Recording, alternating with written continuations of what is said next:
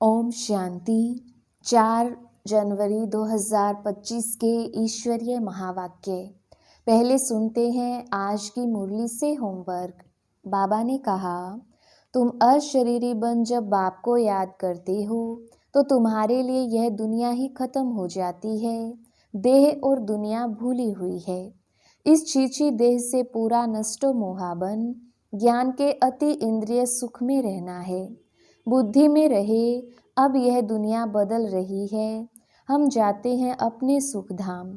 Trustee बनकर सब कुछ संभालते हुए अपना ममत्व मिटा देना है। एक बाप से ही सच्ची प्रीत रखनी है। और अब सुनते हैं महावाक्यों को विस्तार से। मुरली का सार। मीठे बच्चे, तुम अशरीरी बन जब बाबा को याद करते हो तो तुम्हारे लिए यह दुनिया ही खत्म हो जाती है। देह और दुनिया भूली हुई है। प्रश्न, बाप द्वारा सभी बच्चों को ज्ञान का तीसरा नेत्र क्यों मिला है? उत्तर, अपने को आत्मा समझ बाप जो है जैसा है उसी रूप में याद करने के लिए तीसरा नेत्र मिला है। परंतु यह तीसरा नेत्र काम तब करता है जब पूरा योग युक्त रहे, अर्थात एक बाप से सच्ची प्रीत हो, किसी के नाम रूप में लटके हुए ना हो। माया प्रीत रखने में ही विघन डालती है। इसी में बच्चे धोखा खाते हैं। गीत, मरना तेरी गली में। ओम शांति। सिवाय तुम ब्राह्मण बच्चों के इस गीत का अर्थ कोई समझ ना सके। जैसे वेद शास्त्र आदि बनाए हैं, परंतु जो कुछ पढ़ते हैं उसका अर्थ नहीं समझ सकते। इसीलिए बाप कहते हैं, मैं ब्रह्मा मुख द्वारा सब वेदों शास्त्रों का सार समझाता हूँ। वैसे ही इन गीतों का अर्थ भी कोई समझ नहीं सकते। बाप ही इनका अर्थ बताते हैं। आत्मा जब शरीर से न्यारी हो जाती है तो दुनिया से सारा संबंध टूट जाता है। गीत भी कहता है, अपने को आत्मा समझ अशरीरी बन बाप को याद करो तो यह दुनिया खत्म हो जाती है। यह शरीर इस पृथ्वी पर है। आत्मा इनसे निकल जाती है तो फिर उस समय उनके लिए मनुष्य सृष्टि है नहीं। आत्मा नंगी बन जाती है। फिर जब शरीर में आती है तो पाठ शुरू होता है। फिर एक शरीर छोड़ दूसरे में जाकर प्रवेश करती है। वापिस महतत्व में नहीं जाना है, उड़कर दूसरे शरीर में जाती है। यहाँ इस आकाश तत्व में ही उनको पाठ बजाना है। मूल वतन में नहीं जाना है। जब शरीर छोड़ते हैं तो ना यह कर्म बंधन ना वह कर्म बंधन रहता है। शरीर से ही अलग हो जाते हैं ना, फिर दूसरा शरीर लेते तो वह कर्म बंधन शुरू होता है। यह बातें सिवाय तुम्हारे और कोई मनुष्य नहीं जानती। बाप ने समझाया है, सब बिल्कुल ही बेसमझ हैं, परंतु ऐसे कोई समझते थोड़ी हैं। अपने को कितना अक्लमंद समझते हैं, पीस प्राइज देते रहते हैं। यह भी तुम ब्राह्मण कुल भूषण अच्छी रीति समझा सकते हो। वह तो जानते ही नहीं कि पीस किसको कहा जाता है। कोई तो महात्माओं के पास जाते हैं कि मन की शांति कैसे हो। यह तो कहते हैं वर्ल्ड में शांति कैसे हो। ऐसे नहीं कहेंगे कि निराकारी दुनिया में शांति कैसे हो। वह तो है ही शांति धाम। हम आत्माएं शांति धाम में रहती हैं, परंतु यह तो मन की शांति कहते हैं। वह जानते नहीं कि शांति कैसे मिलेगी। शांति धाम तो अपना घर है, यहाँ शांति कैसे मिल सकती? हाँ, सतयुग में सुख शांति संपत्ति सब है, जिसकी स्थापना बाप करते हैं। यहाँ तो कितनी अशांति है। यह सब अब तुम बच्चे ही समझते हो। सुख शांति संपत्ति भारत में ही थी। वह वर्षा था बाप का, और दुख अशांति कंगालपना यह वर्षा है रावण का। यह सब बातें बेहद का बाप बैठ बच्चों को समझाते हैं। बाप परम धाम में रहने वाला नॉलेजफुल है, जो सुख धाम का हमको वर्षा देते हैं। वह हम आत्माओं को समझा रहे हैं। यह तो जानते हो, नॉलेज होती है आत्मा में। उनको ही ज्ञान का सागर कहा जाता है। वह ज्ञान का सागर इस शरीर द्वारा वर्ल्ड की हिस्ट्री ज्योग्राफी समझाते हैं।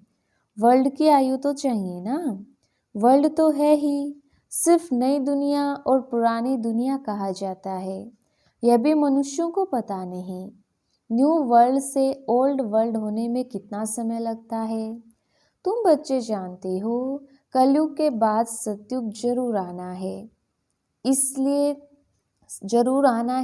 कलयुग और सतयुग के संगम पर बाप को आना पड़ता है। यह भी तुम जानते हो परमपिता परमात्मा ब्रह्मा द्वारा नई दुनिया की स्थापना शंकर द्वारा विनाश कराते हैं। त्रिमूर्ति का अर्थ ही यह है, स्थापना, विनाश, पालना। यह तो कॉमन बात है, परंतु यह बातें तुम बच्चे भूल जाते हो। नहीं तो तुमको खुशी बहुत रहे, निरंतर याद रहनी चाहिए, बाबा हमको अब नई दुनिया के लिए लायक बना रही हैं। तुम भारतवासी ही लायक बनते हो और कोई नहीं। हाँ, जो और धर्मों में कन्वर्ट हो गई हैं वह आ सकते हैं, फिर इसमें कन्वर्ट हो जाएंगे जैसे उसमें हुए थे। ये सारी नॉलेज तुम्हारी बुद्धि में है, मनुष्यों को समझाना है। यह पुरानी दुनिया अब बदलती है, महाभारत लड़ाई भी जरूर लगनी है। इस समय ही बाबा आकर राजयोग सिखलाते हैं। जो राजयोग सीखते हैं वह नई दुनिया में चले जाएंगे। तुम सबको समझा सकते हो कि ऊंच से ऊंच है भगवान, फिर ब्रह्मा विष्णु शंकर, फिर आओ यहाँ, मुख्य है जगत अम्बा जगत पिता। बाप आते भी यहाँ है ब्रह्मा के तन में, प्रजापिता ब्रह्मा तो यहाँ है ना। ब्रह्मा द्वारा स्थापना सूक्ष्म तन में तो नहीं होगी ना, यहाँ ही होती है। यह व्यक्त से अव्यक्त बन जाती हैं। यह राजयोग सीख फिर विष्णु के 2 रूप बनते हैं। वर्ल्ड की हिस्ट्री ज्योग्राफी समझनी चाहिए ना, मनुष्य ही समझेंगे। वर्ल्ड का मालिक ही वर्ल्ड की हिस्ट्री ज्योग्राफी समझा सकते हैं।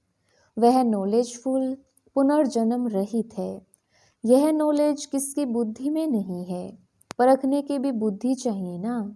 कुछ बुद्धि में बैठता है या ऐसे ही है, नबज देखनी चाहिए। एक अजमल खां नामी ग्रामी वैद्य होकर गया है। कहते हैं देखने से उनको बीमारी का पता पड़ जाता था। अब तुम बच्चों को भी समझना चाहिए कि यह लायक है या नहीं। बाप ने बच्चों को ज्ञान का तीसरा नेत्र दिया है, जिससे तुम अपने को आत्मा समझ बाप जो है जैसा है उसको उसी रूप में याद करते हो। परंतु ऐसी बुद्धि उनकी होगी जो पूरा योग युक्त होंगे, जिनकी बाप से प्रीत बुद्धि होगी। सब तो नहीं है ना, 1-2 के नाम रूप में लटक पड़ते हैं। बाप कहते हैं प्रीत तो मेरे साथ लगाओ ना। माया ऐसी है जो प्रीत रखने नहीं देती है। माया भी देखती है हमारा ग्राहक जाता है तो एकदम नाक कान से पकड़ लेती है। फिर जब धोखा खाते हैं तब समझते हैं माया से धोखा खाया। माया जीत जगत जीत बन नहीं सकेंगे, ऊंच पद पा नहीं सकेंगे, इसमें ही मेहनत है। श्रीमत कहती है मामेकम याद करो तो तुम्हारी जो पतित बुद्धि है वह पावन बन जाएगी। परंतु कईयों को बड़ा मुश्किल लगता है। इसमें सब्जेक्ट एक ही है, अलफ और बे, बस 2 अक्षर भी याद नहीं कर सकते हैं। बाबा कहे अलफ को याद करो, फिर अपनी देह को दूसरे की देह को याद करते रहते हैं। बाबा कहते हैं देह को देखते हुए तुम मुझे याद करो। आत्मा को अब तीसरा नेत्र मिला है, मुझे देखने समझने का, उससे काम लो। तुम बच्चे भी त्रिनेत्री त्रिकालदर्शी बनते हो, परंतु त्रिकालदर्शी भी नंबरवार हैं। नॉलेज धारण करना कोई मुश्किल नहीं है, परंतु बहुत ही अच्छा बाबा समझाते हैं त्रिकालदर्शी भी नंबरवार हैं। परंतु योग बल कम है, देही अभिमानीपना बहुत कम है। थोड़ी बात में क्रोध गुस्सा आ जाता है, गिरते रहते हैं, उठते हैं गिरते हैं, आज उठे कल फिर गिर पड़ते हैं। देह अभिमान मुख्य है, फिर और विकार लोभ मोह आदि में फंस पड़ते हैं। देह में भी मोह रहता है ना, माताओं में मोह जास्ती होता है। अब बाप उससे छुड़ाते हैं। तुमको बेहद का बाप मिला है, फिर मोह क्यों रखते हो? उस समय शक्ल बातचीत ही बंदर मिसल हो जाती है। बाप कहते हैं नष्टो मोहा बन जाओ, निरंतर मुझे याद करो। पापों का बोझा सिर पर बहुत है, वह कैसे उतरे? परंतु माया ऐसी है, याद करने नहीं देगी। भल कितना भी माथा मारो, घड़ी घड़ी बुद्धि को उड़ा देती है। कितनी कोशिश करते हैं हम मोस्ट बिलव्ड बाबा की ही महिमा करते रहें। बाबा बस आपके पास आए कि आए, परंतु फिर भूल जाते हैं, बुद्धि और तरफ चली जाती है। यह नंबर 1 में जाने वाला भी पुरुषार्थी है ना। बच्चों की बुद्धि में यह याद रहना चाहिए कि हम गॉड फादरली स्टूडेंट हैं। गीता में भी है भगवानुवाच, मैं तुमको राजाओं का राजा बनाता हूँ। सिर्फ शिव के बदले श्री कृष्ण का नाम डाल दिया है। वास्तव में शिव बाबा की जयंती सारी दुनिया में मनानी चाहिए। शिव बाबा सबको दुख से लिबरेट कर गाइड बन ले जाते हैं। यह तो सब मानते हैं कि वह लिबरेटर गाइड है, सबका पतित पावन बाप है, सबको शांति धाम सुख धाम में ले जाने वाला है। तो उनकी जयंती क्यों नहीं मनाते हैं? भारतवासी नहीं मनाते हैं, इसलिए ही भारत की यह बुरी गति हुई है। मौत भी बुरी गति से होता है। वह तो बॉम्ब्स ऐसे बनाते हैं, गैस निकला और खलास, जैसे क्लोरोफॉर्म लग जाता है। यह भी उन्हों को बनाने ही है। बंद होना इम्पॉसिबल है। जो कल्प पहले हुआ था सो अब रिपीट होगा। इन मूसलों और नेचुरल क्लैमिटीज से पुरानी दुनिया का विनाश हुआ था, सो अभी भी होगा। विनाश का समय जब होगा तो ड्रामा प्लान अनुसार एक्ट में आ ही जाएंगे। ड्रामा विनाश जरूर कराएगा। रक्त की नदियां यहाँ बहेंगी। सिविल वॉर में एक दो को मार डालते हैं ना।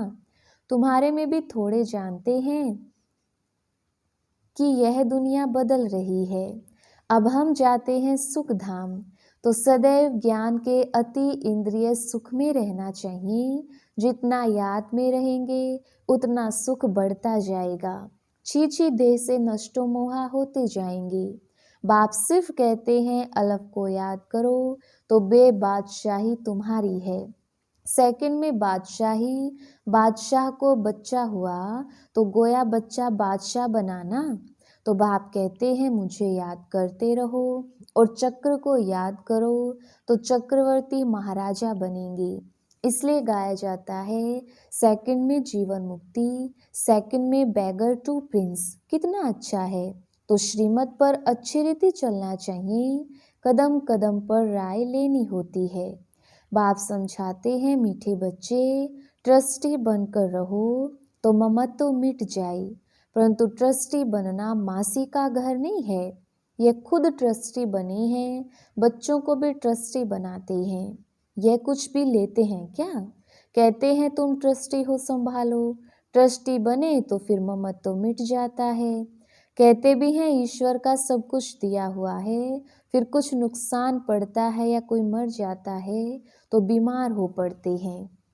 मिलता है तो खुशी होती है, जबकि कहते हो ईश्वर का दिया हुआ है तो फिर मरने समय पर रोने की क्या दरकार है। परंतु माया कम नहीं है, मासी का घर थोड़ी है। इस समय बाप कहते हैं तुमने हमको बुलाया है कि इस पतित दुनिया में हम रहना नहीं चाहते हैं, हमको पावन दुनिया में ले चलो, साथ ले चलो। परंतु इसका अर्थ भी समझते नहीं। पतित पावन आएगा तो जरूर शरीर खत्म होंगे ना, तब तो आत्माओं को ले जाएंगे। तो ऐसे बाप के साथ प्रीत बुद्धि होनी चाहिए। एक से ही लव रखना है, उनको ही याद करना है। माया के तूफान तो आएंगे, कर्मेंद्रियों से कोई विकर्म नहीं करना चाहिए, वह बेकायदे हो जाता है। बाप कहते हैं मैं आकर इस शरीर का आधार लेता हूँ, यह इनका शरीर है ना। तुमको याद बाप को करना है। तुम जानते हो ब्रह्मा भी बाबा, शिव भी बाबा है। विष्णु और शंकर को बाबा नहीं कहेंगे। शिव है निराकार बाप, प्रजापिता ब्रह्मा है साकारी बाप, अब तुम साकार द्वारा निराकार बाप से वर्षा ले रही हो। दादा इनमें प्रवेश करते हैं तब कहते हैं दादे का वर्षा बाप द्वारा हम लेते हैं। दादा ग्रैंडफादर है निराकार, बाप है साकार। ये वंडरफुल नई बातें हैं ना। त्रिमूर्ति दिखाते हैं परंतु समझते नहीं, शिव को उड़ा दिया है। बाप कितनी अच्छी अच्छी बातें समझाते हैं तो खुशी रहनी चाहिए। हम स्टूडेंट हैं, बाबा हमारा बाप टीचर सतगुरु है। अभी तुम वर्ल्ड की हिस्ट्री ज्योग्राफी बेहद के बाप से सुन रहे हो, फिर औरों को सुनाते हो। यह 5000 वर्ष का चक्र है। कॉलेज के बच्चों को वर्ल्ड की हिस्ट्री ज्योग्राफी समझानी चाहिए। 84 जन्मों की सीढ़ी क्या है, भारत की चढ़ती कला और उतरती कला कैसे होती है, यह समझाना है। सेकंड में भारत स्वर्ग बन जाता है, फिर 84 जन्मों में भारत नर्क बनता है।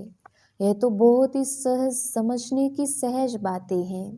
भारत गोल्डन एज से आयरन एज में कैसे आया है, यह तो भारतवासियों को समझाना चाहिए, टीचर्स को भी समझाना चाहिए। वह है जिस्मानी नॉलेज, यह है रूहानी नॉलेज। वह मनुष्य देते हैं, यह गॉड फादर देते हैं।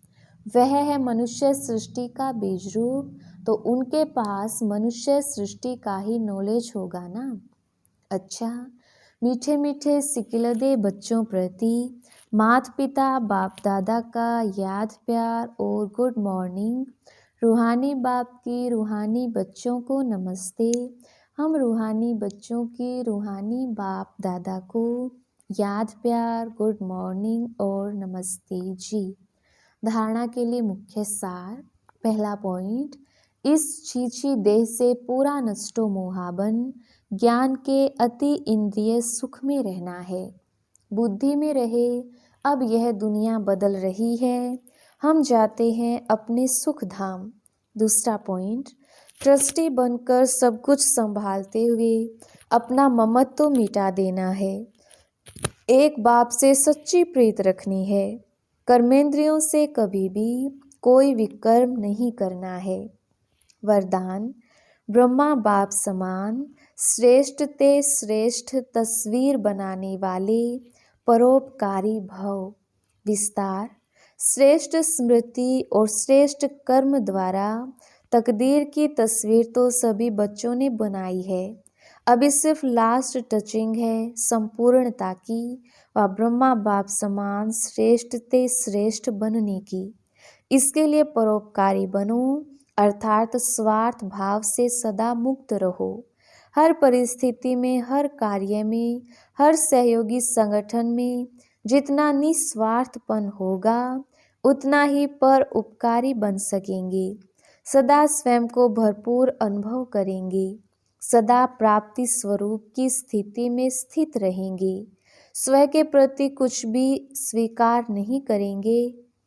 स्लोगन, सर्वंस त्यागी बनने से ही सरलता व सहनशीलता का गुण आएगा। अच्छा, ओम शांति।